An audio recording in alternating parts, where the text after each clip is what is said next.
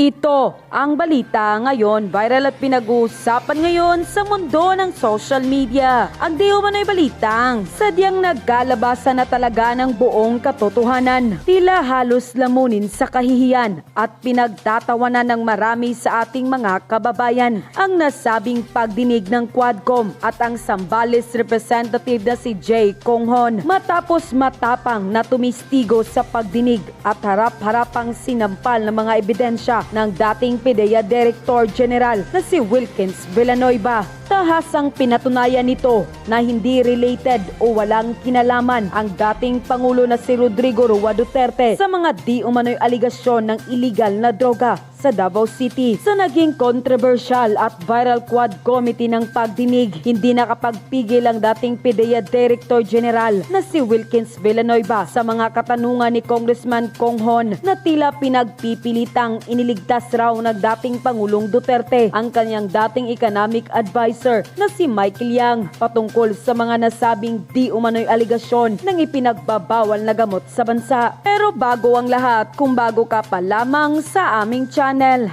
please huwag kalimutang mag-like, subscribe at i-click ang notification bell para mas maging updated ka palalo sa lahat pa ng bagong video na i-upload namin. At eto na nga mga kababayan, sa ikasampung pagdinig ng Quad Committee ng House of Representatives kung saan nagkaharap si dating PIDEA Chief Director Wilkins Villanueva at si Congressman Jefferson Conghon, tila nalunod di umano sa kahiya ng nasabing kongresista matapos sabihin nito bakit hindi raw kinasuhan noon ni dating PIDEA Chief Wilkins Villanueva si Michael Yang. Mayroon naman daw maraming chismis na lumabas na involved si Michael Yang sa ipinagbabawal na gamot. Ngunit tila nasampal ng katotohanan at tahasang sinagot ni dating PIDEA Director General na si Wilkins Villanueva at matapang na sinabi nito na wala namang ebidensya laban kay Michael Yang. Bakit niya kakasuhan o ipakukulong ang dating economic advisor ng dating Pangulong Duterte? Di nga raw mag-i-stand sa court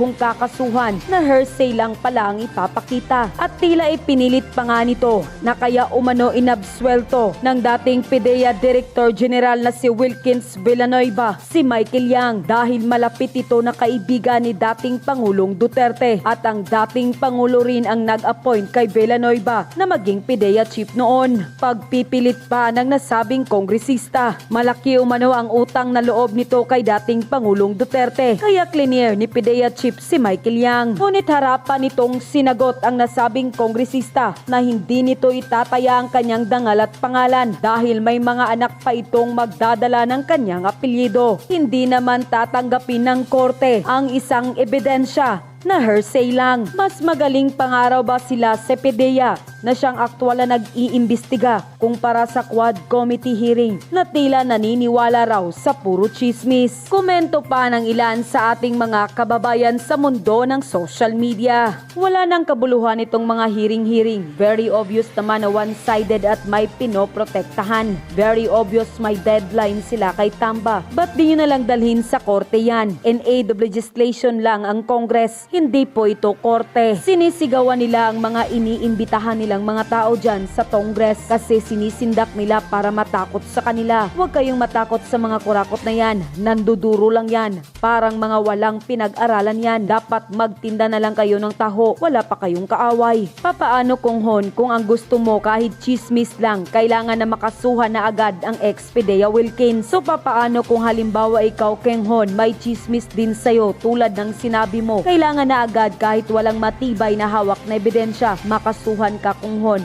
Kasi yang katwiran mo Sir Conghon sa korte, ebidensya ang kailangan. Di ilalatag mo sa korte ang chismis. Anong batas meron ka Conghon? May batas po ba ang Pinas na chismis lang pwedeng makasuhan? Labo ng iyong katwiran Conghon. Anong nangyayari sa bansa? Ang Kongreso naging pugad ng Marites. Hindi nakagalang-galang ang ating politiko. Interes po ba ng mga mamamayan ang ginagawa nyo? Tigil na kayo, nakakahiya na po. Klaseng mambabatas ka kung pinagbabasehan mo i-chismis lang. Kung merong judge dyan, baka nabatukan ka. Pinagbabasehan ng isang kaso, matinding ebidensya. Mag-artista ka na lang kung marites ka. Itong congressman na ito, kung magtanong, mamimilit sa gusto nila. Ano ba naman yan?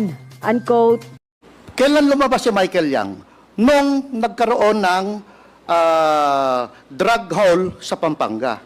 Doon pumasok si Michael Yang. Before that, wala namang actual ebidensya si Michael Yang eh. Now, may mga ebidensya against him, then we have to pin him down. I beg to disagree. Marami na mga chismis-chismis at ano. At na tayo mga naririnig na involved si Michael Yang alalim sa drugs. Mr. Chair, we cannot act on mere chismis kasi hearsay yun, Mr. Chair. Pero hindi ba kaya nyo inabsuelto si Michael Yang at saka si Alan Lim dahil malapit siya sa dating Pangulo na nag-appoint sa inyo bilang ano? Bilang, nako, sandali lang. Bilang ano? PIDEA Chief? No, Mr. Chair. Hindi ko isasakripisyo ang pangalan ko sa ng buong karir ko na Wilkins dahil may 3 apo akong anak na Wilkins.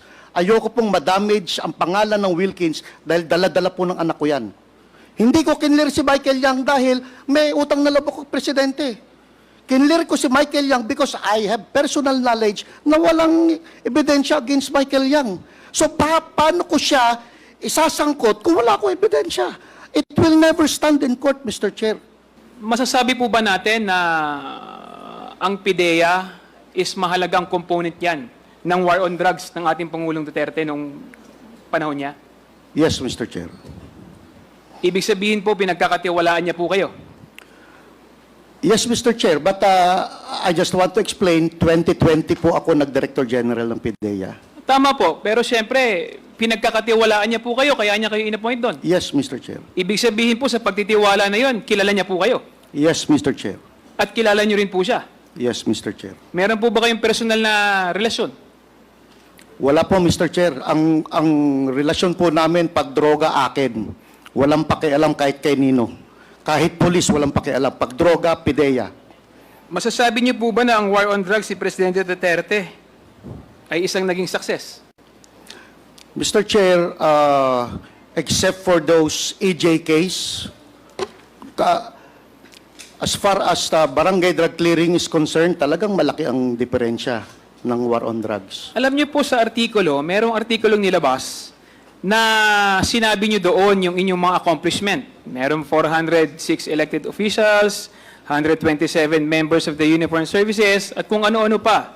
Pero hindi niyo nabanggit doon sa report ninyo kung ilan yung namatay doon sa war on drugs. Mr. Meron po ba kayong tali ng panahon na yon ng PIDEA? Mr. Chair, during that time kasi, Mr. Chair, PNP po ang nagbibigay niyan eh. Kasi sa PIDEA, kung ano lang yung operation namin, yun lang pwede namin ibigay. But I cannot say anything dun sa namamatay nang wala naman kaming knowledge. For example, yung mga death under investigation. Sa police po yan, Mr. Chair. Hindi ba kayo kasama doon? Hindi ba kayo Hindi po kami ini-inform ng kasama ano? doon. Hindi. Hindi ba kayo ini-inform ng opisina ninyo, ng PNP? Kahit- Or wala ba kayong joint operation? Kahit nga DOJ, Mr. Chair, hindi makakuha halos ng data from the PNP during that time. So wala kayong joint operation? Meron kami joint operation, Mr. Chair. And some of them resulted to death of those suspect. But, Mr. Chair, we also share death sa aming mga kasama. Pero kanina sinabi mo na pagdating sa drugs sa Jew eh. Eh ba't ngayon sinasabi mo hindi kumukonekta sa UNPNP? Pero sinabi mo kanina, sabi ni Pangulong Duterte, pag drugs akin, sabi mo eh. Yes, Mr. Chair. Oh, bakit ngayon itinatanggi mo na sinasabi mo, itinuturo mo PNP? Sila yung may information about death sa yung death under investigation, Mr. Chair. But it is about drugs. We cannot say if it's immediately about drugs or not because they are still under investigation. Okay. Ito po bang si Colonel Acerto, kilala niyo po ba siya? Kilala ko po yan, Mr. Chair. Kasama Paano ko po kayo talaga. nagkakilala? Kasama ko po dati pa yan, nung nasa academy pa kami, pareho po kami shooter nung kadete pa kami. And then, nung nag-NARCOM ako, nag-PIDEA ako, nasa EDSOT po siya, magkasama rin po kami halos. Aware po ba kayo tungkol sa intel report na ginawa niya tungkol kay Michael Yang, Alan Lim, Johnson Chua at si Alan C? Aware po ba kayo dun sa report na ginawa niya tungkol sa Shabu Lab raid sa Davao?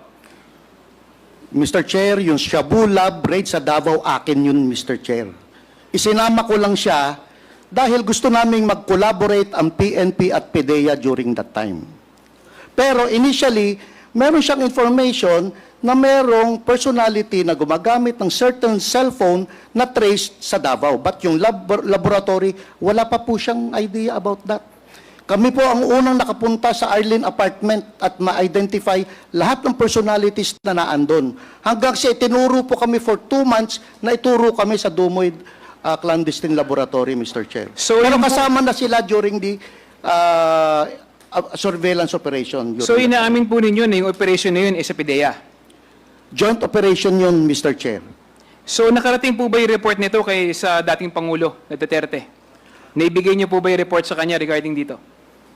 Regarding kanino po, Mr. Chair? Doon Na sa pangalan? ano nyo, operation ninyo? Yeah, operation before the actual clandestine laboratory operation, kinausap po natin ang aming si Mayor Duterte.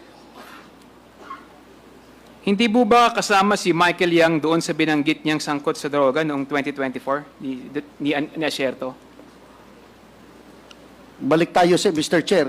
Doon 2004, wala pong Michael Yang doon, Mr. Chair. Ngayon, yung 2024, hindi ko na po alam yung kasi wala akong information, Mr. Chair. Yung Michael Yang na nasa 2020 na kinlear ninyo, ito po ba yung Michael Yang na inappoint ni Presidente Duterte na economic advisor niya? Yes, Mr. Chair. Ito rin ba yung businessman na taga Davao na malapit kay Pangulong Duterte? Yes, Mr. Chair. Tama po ba yung rinig ko kanina na ikinlear nyo si Michael Yang at sinabi niyong wala siyang kinalaman sa droga? Mr. Chair, kasi wala nang immediate na ebidensya na si Michael Yang sangkot sa droga. Ang information lang ni Colonel Asierto is yung information coming from informant na hindi pa, ang tawag sa amin noon, Mr. Chair, is raw information that needs validation. Now, kung ikaw ang may information on being an operative for so long, kung ikaw ang may information on dapat, aside from reporting it to your chief PNP, dapat nagkanda ka na ng validation. Kasi ikaw ang may information eh. So, Mr. General Wilkins, anong pamamaraan yung ginamit nyo para masabi nyo o malinis ninyo yung pangalan ni Michael Yang at kanyang mga kasamahan? We inquired from the different intelligence services all over the country at we backtrack dun sa records ng PIDEA kung merong involved na Michael Yang. Wala naman pong lumalabas, Mr. Chair. That is why we concluded na dahil during that time, hindi naman nagbigay ng report si Colonel Asierto sa akin. Ang nagbigay siya ng report kay General Bato, General Abayalde, at kay Director General Aquino. So as far as I'm concerned, walang umabot na report sa akin yon, Mr. Chair. Kung baga kayo ba gumawa lang sarili yung investigasyon or nakipag-ugnayan kayo sa iba't ibang ahensya ng gobyerno? Yes, Mr. Chair. Anong ginawa niyong pakikipag-ugnayan sa iba't ibang ahensya ng gobyerno? Mga tawag-tawag and then inquiry, letters from different. Usually kasi, Mr. Chair, meron kaming grupo talaga na ang bilis ng text lang eh. Text, sir, may involvement pa to. Brad, may involvement pa to. Madali naman ang pasok ng mga information. Kanino kayo nakipag-ugnayan? Anong ahensya? Lahat, Mr. Chair, ISAF, NICA, PIDEG, sa PIDEG. Kasama ang NBI. PIDEG, NBI, AFP? yung NICA, yung ISAF, Mr. Chair, is na under AFP yun, Mr. Chair. DI. Yung DI mismo, sir, kinler sila eh. Kinler si Michael Yang eh. There was a memorandum clearing Michael Yang ng Directorate for Intelligence ng Philippine National Police. Sa ngayon po, sa nakita nyo o narinig ninyo na ginagawang investigasyon ngayon ng Quadcom, nakita nyo po na may mga lumabas na ebidensya. Ano po ang masasabi nyo tungkol dito? Then- Di parang mas magaling pa mag-imbestiga ang Quadcom kaysa sa PIDEA. Yes, Mr. Chair. Yes, Mr. Chair, inamin niyo po. Mas magaling mag-imbestiga ang Quadcom kaysa sa... Sandali lang po. Mas magaling po mag-imbestiga ang Quadcom kaysa sa opisina niyo sa PIDEA. No, Mr. Chair. Kailan lumabas si Michael Yang? Nung nagkaroon ng drug haul sa Pampanga. Doon pumasok si Michael Yang. Before that, wala namang actual ebidensya si Michael Yang eh. Now, may mga ebidensya na against him, then we have to pin him down. I beg to disagree. Marami na mga chismis-chismis at ano. At tayo mga naririnig na involved si Michael Yang, Alalim sa drugs. Mr. Chair, we cannot act on mere chismis kasi hearsay yun, Mr. Chair. Pero hindi ba kaya nyo inabsuelto si Michael Yang at saka si Alan Lim dahil malapit siya sa dating Pangulo na nag-appoint sa inyo bilang ano? Bilang, nako, sandali lang. Bilang ano? PIDEA chief? No, Mr. Chair. Hindi ko isasakripisyo ang pangalan ko sa ng buong karir ko na Wilkins dahil may 3 apo akong anak na Wilkins. Ayoko pong madamage ang pangalan ng Wilkins dahil dala-dala po ng anak ko yan. Hindi ko kinlir si Michael Yang dahil may utang na loob ako presidente. Kinlir ko si Michael Yang because I have personal knowledge na walang ebidensya against Michael Yang.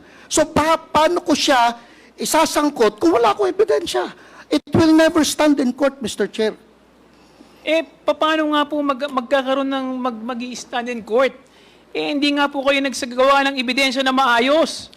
Kung nagsagawa po kayo ng ebidensya na maayos, lalabas po yung pangalan niyan. Talagang aminin na po natin. Kaya po ninyo inabsuelto si Michael at si Alan Lim dahil may utang ng loob po kayo kay Presidente dahil in-appoint niya po kayong PIDEA. Wala po, Mr. Chair. No, I beg to disagree. Sinungaling po kayo. Ang dapat Hindi, sandali lang po, antayin niyo pong i-recognize kayo bago niyo po kayo magsalita. Mr. Chair, alam po natin na talagang ang dahilan po no, ng pag-absuelto ng PIDEA dati kay Michael Yang at Alan Lim, dahil po in-appoint nga po ni Presidente si Wilkins Villanueva bilang Director General ng PIDEA. Yun ang dahilan. At kailangan magsabi ng totoo si Director General Wilkins na talagang, katulad nga ng sinabi po natin kanina, mas magaling pang mag-imbestiga ang Quadcom kaysa sa PIDEA. Tapos nagtanong po siya sa iba't ibang ahensya. Sinasabi nila na walang lumabas na ebidensya. Anyway, Mr. Chair, mamaya po, I reserve my right to ask questions later. Thank you, Mr. Chair. Okay, thank you, Congressman Kong Hun. At yun na nga mga kababayan, ano na ang masasabi mo? Kung mayroon kayong hinaing at komento patungkol sa balitang ito, please comment down below. Pag-uusapan natin yan sa comment section. At kung nagustuhan nyo ang video, ay huwag kalimutang mag-like at i-share na din para mas marami pang makaalam at umabot ito sa marami sa ating mga kababayan. Maraming salamat po.